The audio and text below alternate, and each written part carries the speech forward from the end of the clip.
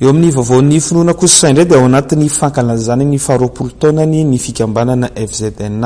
etsy amin'ny fiangonana katolika Ambavadin'ny Tafo sy ny fahadimy amby dimapolo amin'izao taonany paroasy dia manangana sekoly anankiray ity paroasy ity. Efa manomboka ny fanamboarana ankehitriny ary izany ho vitaina amin'ity taona ity. Ao anatin'ny fankalazana ny faharoapolo taonany fikambanana FZN ao amin'ny paroasy Notre-Dame dia nanapa-kevitra ny anangana ny sekoly izay efa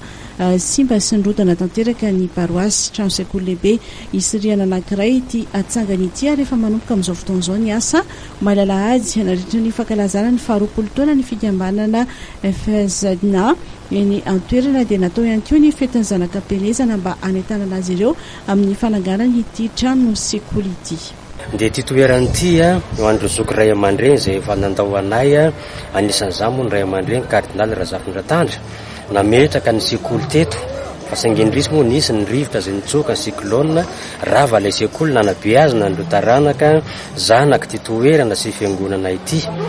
Dia taty aoriana amin'izay ary nanapa-kevitra ny fiangonana filan-kevitra pastoraly niaraka tamin'ny prêtre izay nifandimby izay niasa teto hoe andeha ho averina ilay sekoly sady manaovana trano fivoriana ihany koa satria tsy mba misy trano fivoriana izahay amin'ity toerana ity. Ny fikambanana dia hitambaran'ireo tanora sy mpina ao amin'ity paroasy ity manao asa sosialy hoentina nampiana ny paroasy no tena tanjona hijoroany ity fikambanana ity ankoatra ny ara-panahy. Fikambanan'ny tanora katolika teo aloha zany ireo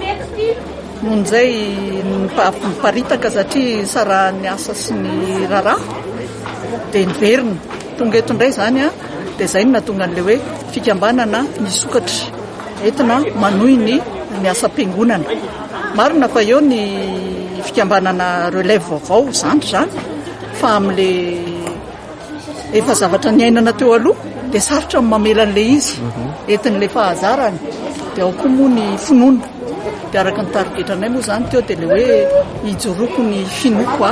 dia hotazonoko. Izay na hofitaina amin'ity taona ity ny sekoly izay andalam-pananganana amin'izao fotoana izao ankalazany fahadimy amby dimapolo zato taona ny hijoroany ity paroasy ity raha ny tantara dia paroasy faefatra nijoro teto Madagasikara ity etsy Ambavadin'ny Tafo ity. Tapitra ny vaovao tamin'ity alina ity sorenanao tena tokatrano tany na hatranjery hatramin'ny farany. Mameo fotoanao indray ny sampana fampalalam-baovao ny fahitalavitra ma TV ho amin'ny rahampitso indray veloma tokoa.